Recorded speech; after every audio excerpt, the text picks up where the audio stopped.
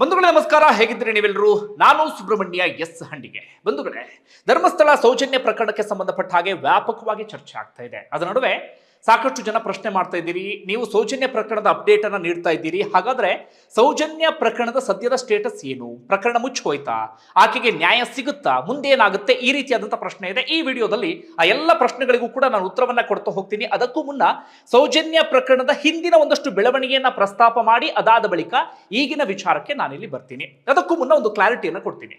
Social ಮೀಡಿಯಾದಲ್ಲಿ ಸಾಕಷ್ಟು ಕಡೆಗಳಲ್ಲಿ ಗಮನಿಸ್ತಾ ಇದ್ದೆ, ಸೌಜನ್ಯ ಪ್ರಕರಣ ಅಂತಿದ್ದ ಹಾಗೆ ಧರ್ಮಸ್ಥಳವನ್ನ ಟಾರ್ಗೆಟ್ ಮಾಡಲಾಗ್ತಿದೆ, ಪುಣ್ಯಕ್ಷೇತ್ರದ ವಿಚಾರವನ್ನು ಇಲ್ಲಿ ಪ್ರಸ್ತಾಪ ಮಾಡಲಾಗ್ತಿದೆ, ಹಾಗೆ ಹೀಗೆ ಎನ್ನುವಂತ ಒಂದಷ್ಟು ವಿಚಾರ ಮುನ್ನೆಲೆಗೆ ಬರ್ತಾ ಇದೆ.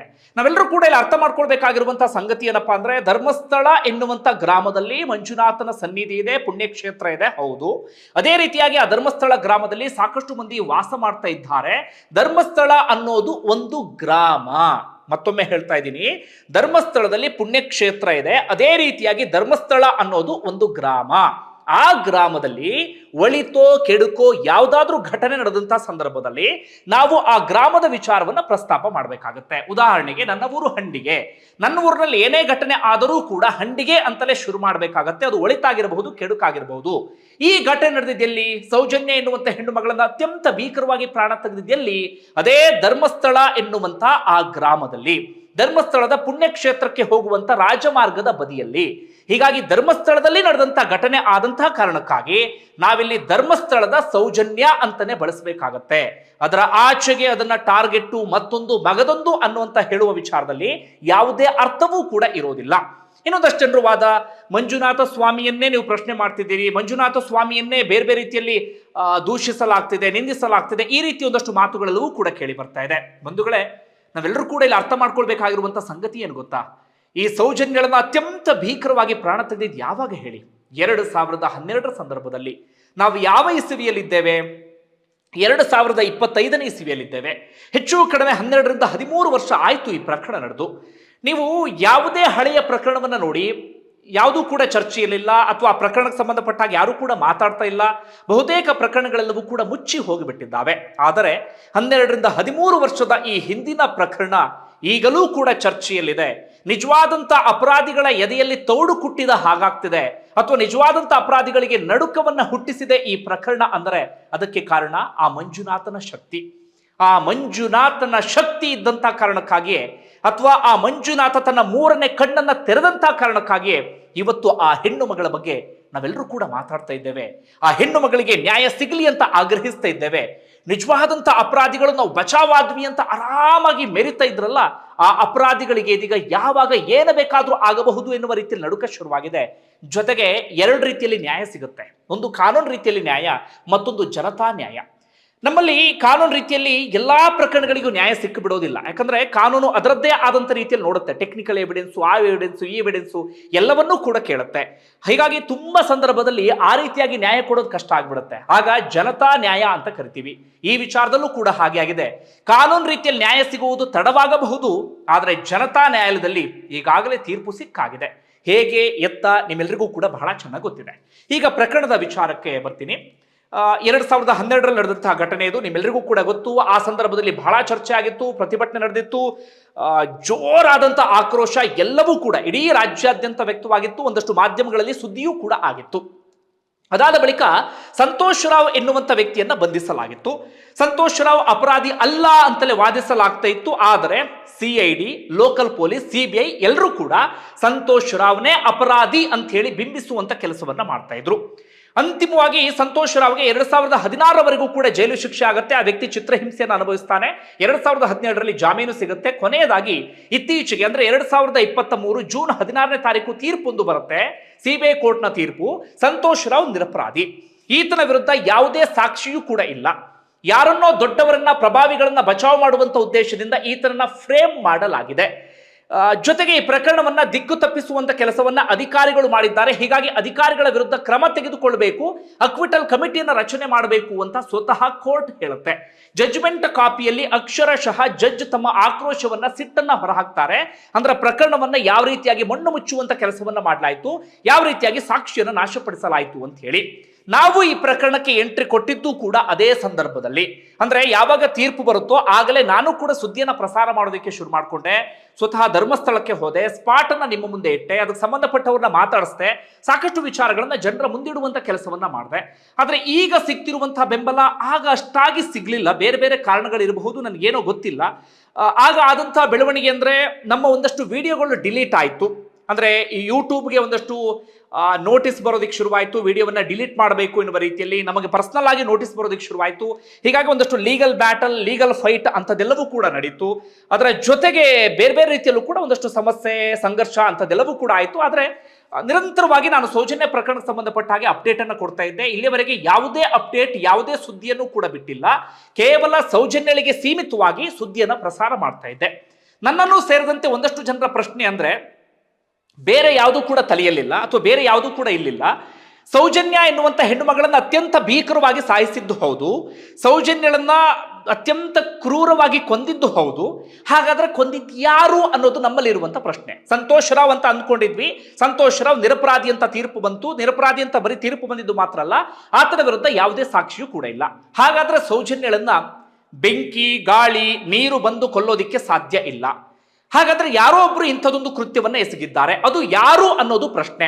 ಯಾರು ಅನ್ನೋದ್ರ ಜೊತೆಗೆ ಯಾಕೆ ಈ ಕೃತ್ಯವನ್ನ ಎಸಗಿದ್ರು, ಅದರ ಹಿಂದೆ ಇದ್ದಂತ ಉದ್ದೇಶ ಏನು, ಈ ಕೃತ್ಯವನ್ನ ಎಸಗಿದಂತವ್ರು ಮುಂಚೆಯೂ ಕೂಡ ಇಂತಹ ಕೃತ್ಯವನ್ನ ಏನಾದ್ರೂ ಮಾಡಿದ್ದಾರಾ? ಯಾಕಂದ್ರೆ ಸಾಕ್ಷಿ ನಾಶ ಮಾಡಿದ್ದನ್ನ ನೋಡಿದ್ರೆ, ಪ್ರಭಾವ ಬೀರಿದ್ದನ್ನ ನೋಡಿದ್ರೆ, ಪೊಲೀಸರ ಮೇಲೆ, ಅಧಿಕಾರಿಗಳ ಮೇಲೆ ಪ್ರಭಾವ ಬೀರಿದ್ದನ್ನ ನೋಡಿದ್ರೆ, ಒಂದಷ್ಟು ಪ್ರಭಾವಿಗಳ ಕೈವಾಡವಿರೋದು ಅಲ್ಲಿ ಬಹಳ ಸ್ಪಷ್ಟವಾಗಿ ಗೊತ್ತಾಗ್ತಿದೆ. ಜೊತೆಗೆ ಸಾಕ್ಷಿ ನಾಶವನ್ನ ಹೇಗೆ ಮಾಡಿದ್ದಾರೆ ಅಂದ್ರೆ, ಪ್ರೊಫೆಷನಲ್ ಕಿಲ್ಲರ್ಸ್ಗಳ ರೀತಿಯಲ್ಲಿ ಸಾಕ್ಷಿ ನಾಶವನ್ನ ಮಾಡಿದ್ದಾರೆ. ಅಂದ್ರೆ ಅಲ್ಲಿಗೆ ಸ್ಪಷ್ಟ, ಇದು ಮೊದಲ ಪ್ರಕರಣ ಅಂತೂ ಅಲ್ಲ, ಇದರ ಹಿಂದೆ ಅವರು ಇನ್ನೊಂದಷ್ಟು ಪ್ರಕರಣಗಳಲ್ಲಿ ಭಾಗಿಯಾಗಿರುವಂತಹ ಸಾಧ್ಯತೆ ಇದೆ ಅನ್ನೋದು ಬಹಳವಾದ ಸ್ಪಷ್ಟ. ಹೀಗಾಗಿ ನಮ್ಮ ಪ್ರಶ್ನೆ ಇರೋದು, ಸೌಜನ್ಯಳನ್ನ ಕೊಂದಿದ್ದು ಯಾರು? ಆ ಹೆಣ್ಣು ಮಗಳಿಗೆ ನ್ಯಾಯ ಸಿಗಬೇಕು. ಆ ಹೆಣ್ಣು ಮಗಳ ರೀತಿಯಲ್ಲೇ ಇನ್ನೊಂದಷ್ಟು ಜನರಿಗೆ ಏನಾದ್ರೂ ಆಗಿದ್ರೆ ಅವರಿಗೂ ನ್ಯಾಯ ಸಿಗಬೇಕು ಅನ್ನೋದಷ್ಟೇ ನಮ್ಮ ಉದ್ದೇಶ, ನಮ್ಮ ಹೋರಾಟ. ಈ ಹಿಂದೆ ಇಂಥದ್ದೆಲ್ಲವನ್ನೂ ಕೂಡ ಮಾಡ್ಕೊಂಡು ಬಂದಿದ್ವಿ. ತಕ್ಕ ಮಟ್ಟಿಗೆ ಬೆಂಬಲ ಸಿಕ್ಕಿತ್ತು, ಒಂದಷ್ಟು ಬೆಂಬಲವೂ ಕೂಡ ಸಿಕ್ಕಿರ್ಲಿಲ್ಲ.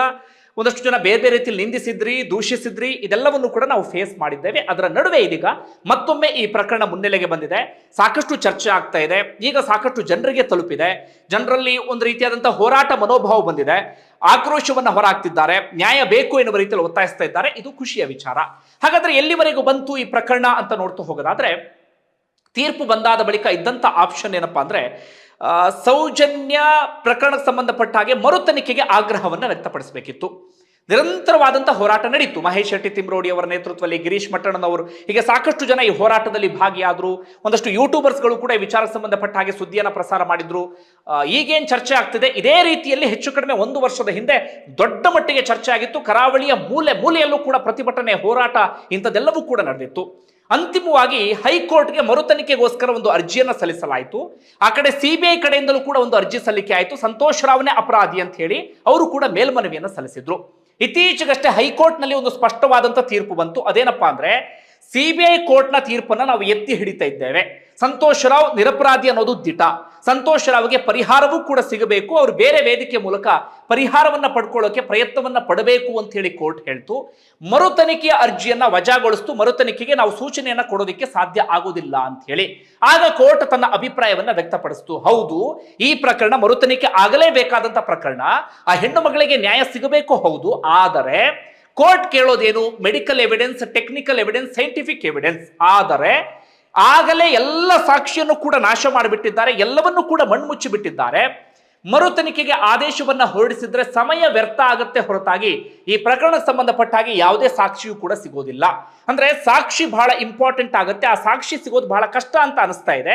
ನೀವು ಮುಂದಿನ ಇದರಲ್ಲಿ ನೀವು ಪ್ರಯತ್ನವನ್ನ ಪಡಬಹುದು ಅಂತೇಳಿ ಹೈಕೋರ್ಟ್ ಆದಷ್ಟು ಬೇಗ ಅರ್ಜಿಯನ್ನ ವಿಲೇವಾರಿ ಮಾಡಿ ಕಳಿಸ್ಕೊಡ್ತು. ಅಂದ್ರೆ ಹೈಕೋರ್ಟ್ ನಲ್ಲಿ ಇನ್ನೊಂದಷ್ಟು ಸಮಯ ಡ್ರ್ಯಾಗ್ ಆಗಬಹುದಿತ್ತು, ಆದ್ರೆ ಹೈಕೋರ್ಟ್ ಅಂತದೊಂದು ಕೆಲಸವನ್ನ ಮಾಡಲಿಲ್ಲ. ಪ್ರಕರಣದ ಗಂಭೀರತೆ, ಪ್ರಕರಣದ ತೀವ್ರತೆಯನ್ನು ಅರ್ಥ ಮಾಡ್ಕೊಂಡಂತ ಕೋರ್ಟ್ ಒಂದು ದಾರಿಯನ್ನ ಮಾಡಿಕೊಡ್ತು, ನೀವು ಆದಷ್ಟು ಬೇಗ ಮುಂದಿನ ರೀತಿಯಲ್ಲಿ ಹೋಗಿ ಅಂತ. ಈಗ ಇರುವಂತ ಆಯ್ಕೆ ಅಂದ್ರೆ ಅದು ಸುಪ್ರೀಂ ಕೋರ್ಟ್ ಮಾತ್ರ.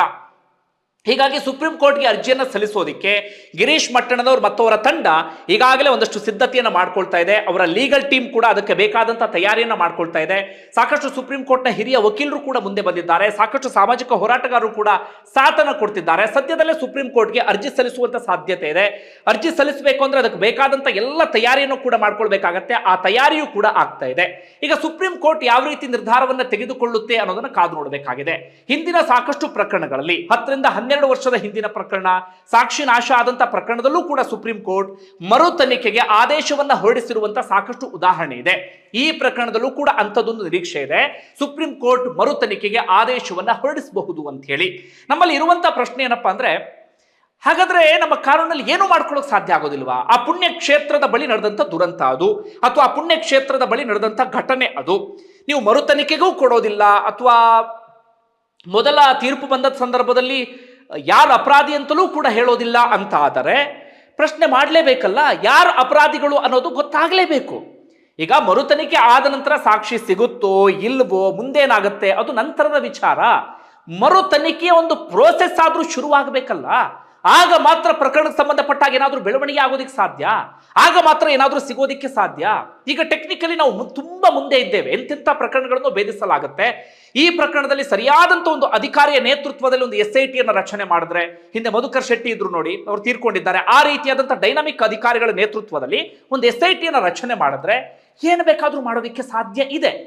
ಎಂಥದ್ದೇ ಸಾಕ್ಷಿ ನಾಶ ಆಗಿದ್ರೂ ಕೂಡ ಒಂದು ಸಣ್ಣ ಸುಳಿವು ಪ್ರಕರಣದ ದಿಕ್ಕನ್ನೇ ಬದಲಿಸಿ ಬಿಡುತ್ತೆ. ಈ ಹಿಂದೆ ಏನಾಯ್ತು ಅಂದ್ರೆ, ನಮಗಿರುವಂತ ಅನುಮಾನ, ಲೋಕಲ್ ಪೊಲೀಸ್, CID, CBI ಅಧಿಕಾರಿಗಳು ನಿಜವಾದಂತ ಅಪರಾಧಿಗಳನ್ನ ಪತ್ತೆ ಹಚ್ಚುವಂತ ಕೆಲಸವನ್ನ ಮಾಡಲಿಲ್ಲ. ಸಂತೋಷ್ ರಾವೇ ಅಪರಾಧಿ ಅಂತ ತಲೆಯಲ್ಲಿಟ್ಕೊಂಡು ಆತನ ವಿರುದ್ಧ ಏನ್ ಸಾಕ್ಷಿಯನ್ನ ಕಲೆ ಹಾಕ್ಬೋದು ಅಂತದ್ ಕೆಲಸವನ್ನ ಮಾತ್ರ ಮಾಡಿದ್ರು.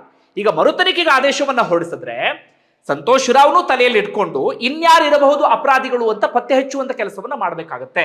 ಹೀಗಾಗಿ ಮರು ತನಿಖೆ ಆದಷ್ಟು ಬೇಗ ಆಗ್ಲಿ ಅನ್ನೋದಷ್ಟೇ ನಮ್ಮ ಆಗ್ರಹ. ಕೋರ್ಟ್ ಮುಂದೆ ಸುಪ್ರೀಂ ಕೋರ್ಟ್ ಅಂತದೊಂದು ನಿರ್ಧಾರವನ್ನ ತೆಗೆದುಕೊಂಡ್ರೆ ಸೌಜನ್ಯ ಪ್ರಕರಣಕ್ಕೆ ಮೊದಲ ದೊಡ್ಡ ಜಯ ಸಿಕ್ಕಂತಾಗತ್ತೆ. ಅದರ ನಡುವೆ ಸಾರ್ವಜನಿಕವಾಗಿ ಈ ಪರಿಯಾಗಿ ಚರ್ಚೆ ಆಗ್ತಿರೋದು ಒಂದೊಳ್ಳೆ ಬೆಳವಣಿಗೆ. ಸಾರ್ವಜನಿಕರು ಇಂಥ ವಿಚಾರಗಳಿಗೆ ಧ್ವನಿ ಎತ್ತಲೇಬೇಕಾಗತ್ತೆ. ಎಲ್ಲವಕ್ಕೂ ಕೂಡ ನಾವು ಮೌನ ವಹಿಸ್ತೀವಿ, ನಾವು ಮಾತಾಡೋದಿಲ್ಲ, ಹಾಗೆ ಹೀಗೆ ಬ್ಲಾ ಬ್ಲಾ ಬ್ಲಾ ಅಂತ ಕುತ್ಕೊಂಡು ಬಿಟ್ರೆ ಇವತ್ತು ಆ ಹೆಣ್ಣು ಮಗಳಿಗೆ ಆದಂಥ ಆ ಪರಿಸ್ಥಿತಿ ನಾಳೆ ನಮ್ಮ ಮನೆಯ ಹೆಣ್ಣು ಮಕ್ಕಳಿಗೂ ಕೂಡ ಆಗಬಹುದು. ಯಾಕಂದ್ರೆ ಆ ಹೆಣ್ಣು ಮಗಳು ಅನುಭವಿಸಿದಂಥ ಯಾತನೆ ಸಂಕಟ ಇದೆಯಲ್ಲ, ಏನೂ ತಪ್ಪು ಮಾಡದೆ ಯಾರದ್ದೋ ಸ್ವಾರ್ಥಕ್ಕೆ ನರಳಿ ನರಳಿ ನರಳಿ ಆ ಹೆಣ್ಣು ಮಗಳು ಪ್ರಾಣ ಬಿಟ್ಟಿದ್ದಾಳೆ. ಅದನ್ನು ತಲೆಯಲ್ಲಿ ಇಟ್ಕೊಳ್ಳಿ. ಆಕೆಯ ಕೊನೆಯ ಫೋಟೋವನ್ನ ನೋಡ್ತಾ ಇದ್ರೆ ಇಂಥವರಿಗೂ ಕರುಳು ಕಿತ್ತು ಬರುತ್ತೆ. ಕೈಯನ್ನ ಕಟ್ಟು ಹಾಕಿ ಬಟ್ಟೆಯನ್ನ ತೆಗೆದು ಆಕೆಯ ದೇಹವನ್ನ ಕಚ್ಚಿ ಆಕೆಯ ಮರ್ಮಾಂಗಕ್ಕೆ ಮಣ್ಣನ್ನ ಹಾಕಿ ಆಕೆಯ ಪ್ರಾಣವನ್ನ ತೆಗೆದು ಬಿಟ್ಟಿದ್ದಾರೆ. ಅದೆಷ್ಟು ಒದ್ದಾಡಿದ್ಲು, ಅದೆಷ್ಟು ಅಮ್ಮ ಅಮ್ಮ ಅಂತ ಕಿರಿಚಾಡಿದ್ಲು ಗೊತ್ತಿಲ್ಲ. ಹೀಗಾಗಿ ಎಲ್ಲರೂ ಒಗ್ಗಟ್ಟಾಗೋಣ, ಹೋರಾಟವನ್ನು ಮುಂದುವರಿಸೋಣ. ಧನ್ಯವಾದ. ವಿಡಿಯೋವನ್ನು ಇಲ್ಲಿ ಮುಗಿಸ್ತಾ ಇದ್ದೀನಿ. ಮುಂದೆ ನಮ್ಮ ಅಪ್ಡೇಟ್ಸ್ ಮುಂದುವರಿತಾ ಹೋಗುತ್ತೆ. ಅಂದ್ರೆ ನಮ್ಮ ಅಪ್ಡೇಟ್ಸ್ ಏನು ಹೊಸದನ್ನಲ್ಲ, ನಿರಂತರವಾಗಿ ಅಪ್ಡೇಟ್ಸ್ ಅನ್ನು ಕೊಡ್ಕೊಂಡು ಹೋಗ್ತಾ ಇದೀವಿ. ಹಿಂದಿನ ಒಂದಷ್ಟು ವಿಡಿಯೋಗಳನ್ನು ನೋಡಿದ್ರೆ ಸಿಗುತ್ತೆ ನಿಮಗೆ. ಇದೇ ರೀತಿಯಾಗಿ ನಮ್ಮ ಅಪ್ಡೇಟ್ಸ್ ಮುಂದುವರಿತಾ ಹೋಗುತ್ತೆ. Thank you.